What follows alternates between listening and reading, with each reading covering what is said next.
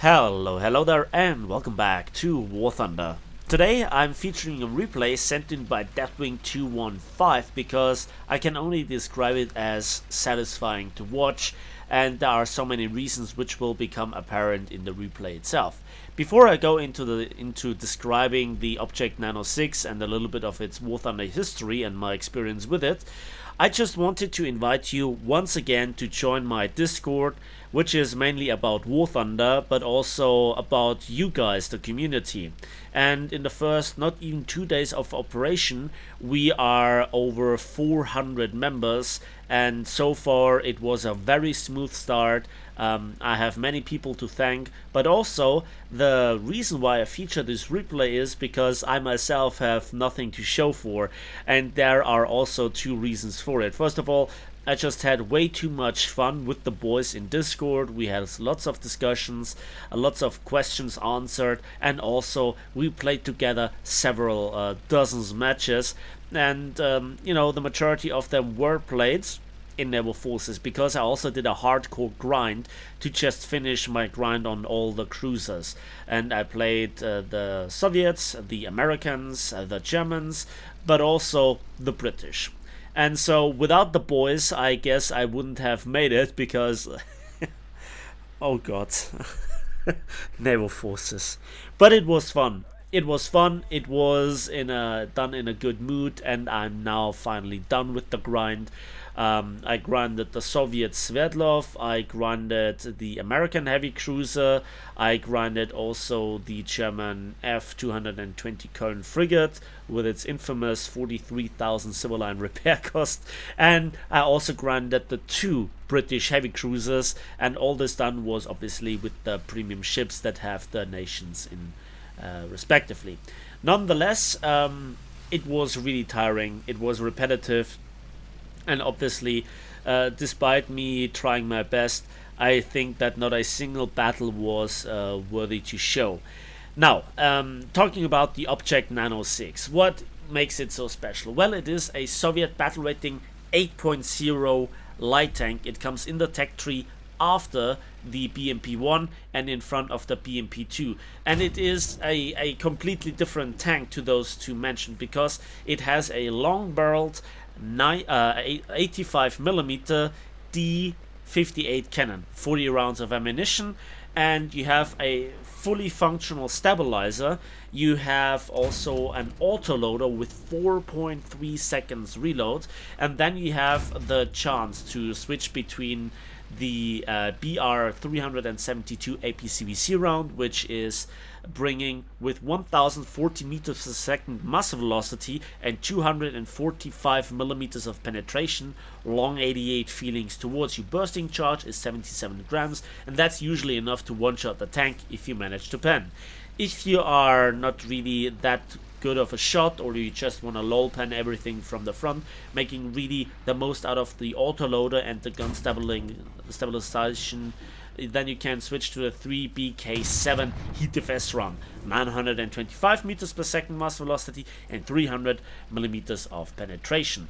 The tank is also pretty fast, it's very maneuverable, it can even swim, so it's got it all. And obviously artillery strike, then you have the engine exhaust smoke system, and then obviously you have the ability to scout and to help your allies repairing faster.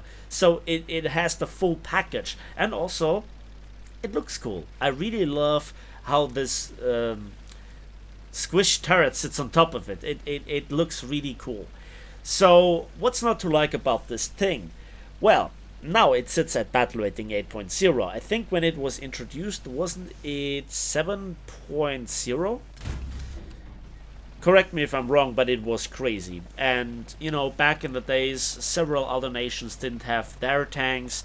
There were several nations not introduced yet in War Thunder. It's quite a long time ago.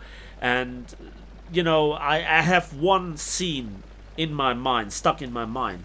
And that was, I was driving with my Tiger 2. And I spotted one of those guys looking the other way, and I shot on the move, actually hit him, and penned him dead center on the hull. But the shell just didn't ignite because the fuse didn't go off.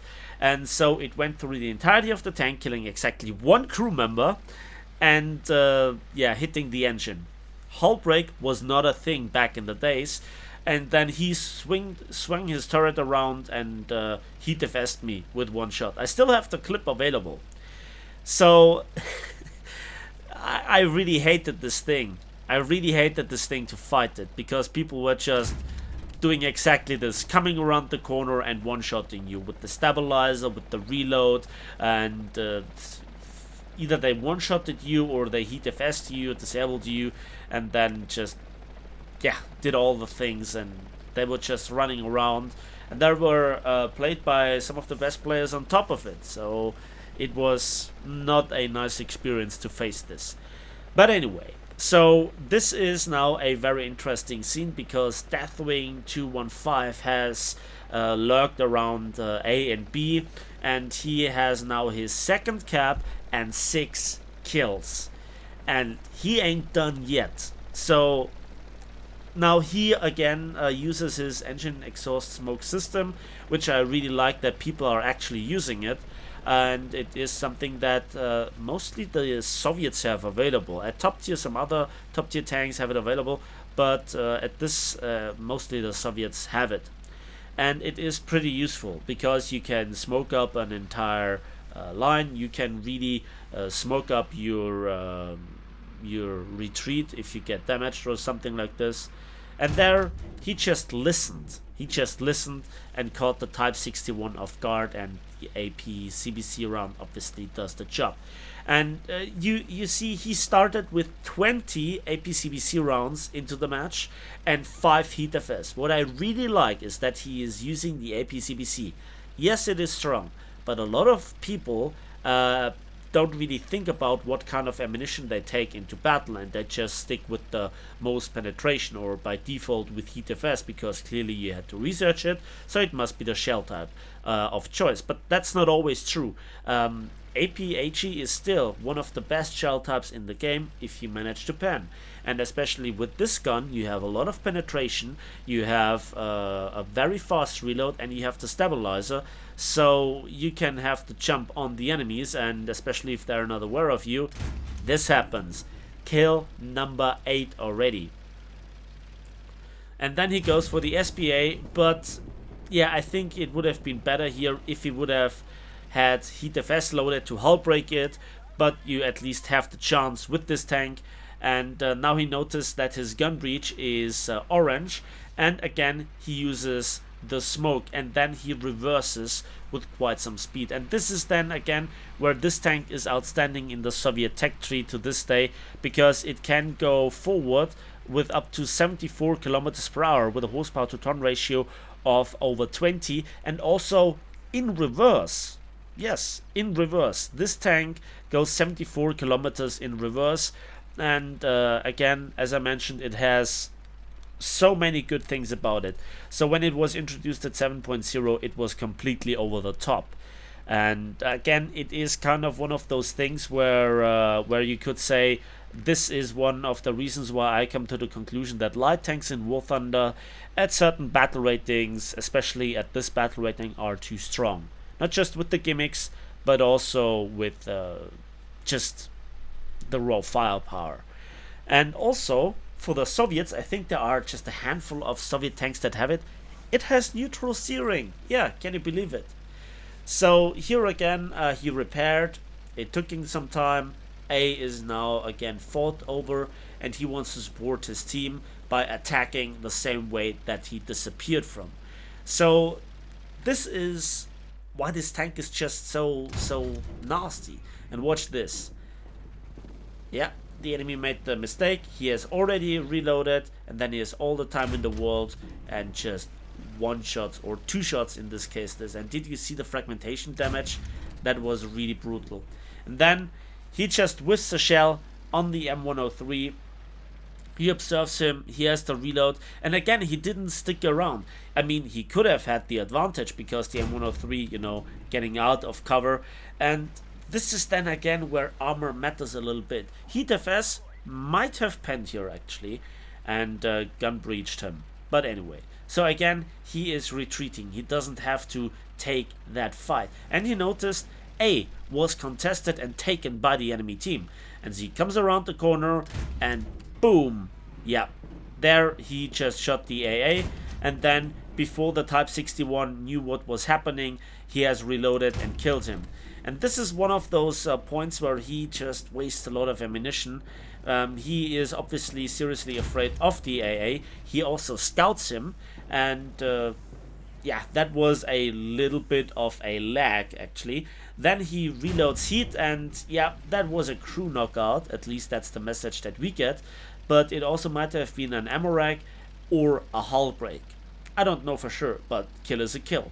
And he has 4 shells remaining, and he has 11 kills, and he contests the cap for the 3rd time. So his team is engaging also the enemy team.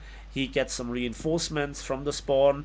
His team is controlling the middle with B and also C at the moment, but on the eastern flank of the map, on the right hand side, on the 7 and 8 line, there is exactly 1 tank, and 1 just respawned in an SPA. So they might lose C in just a moment.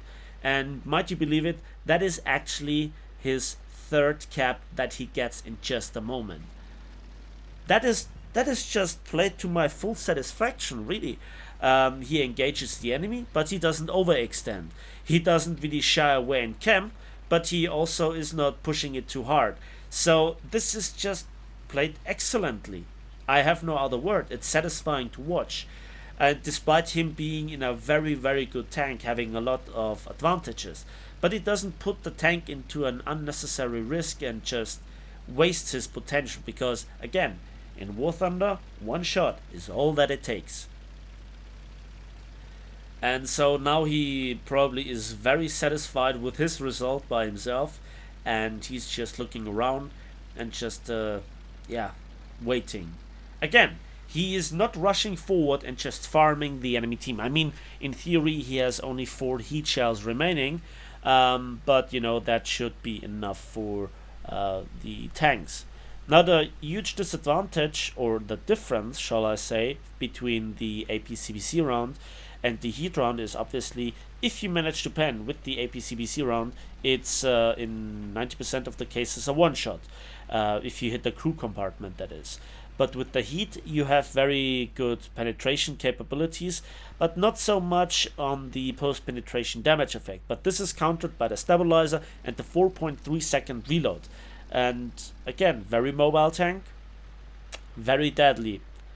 At 8.0, I think it is more or less fine. It's still very strong, and especially at this battle rating, there are so many Western MBTs that lose armor, so your APHE is still worth it. T25, he got it good. The gunner is disabled, and then the second heat shell dunked into the same place. The 3rd one finally hits the turret, knocks out the gun breach, and just as the T25 is disappearing with the last round, he gets his 12th kill, just at the end of the match. What a game. Very satisfying, right? Very well played. And that, ladies and gentlemen, this is what 1 assist, 12 kills, and 3 caps look like. So, with 65,000 civilians and 6,230 RP for the vehicle research, together with the Heavy Metal Hero Award and the Survivor Award, this was one hell of a good game. But the result is a bit lackluster, not just because this is a free-to-play account, but also because Gaijin doesn't really award surviving and having this kind of gameplay the way that they should. As you can see, even with a premium account, it would be a mere 11,000 RP and 99,000 civilians. So yeah, that was really well played. I'm really satisfied with this gameplay. Thanks for sending this in, Deathwing215. For the rest of you, again, I invite you to my Discord, link in the video description down below. And thanks for watching, thanks for listening. I hope you enjoyed this video. Please give it a like, give it a subscribe if you want to see more. And we'll see each other on my Discord, on the waves in the skies, and on the battlefields of War Thunder.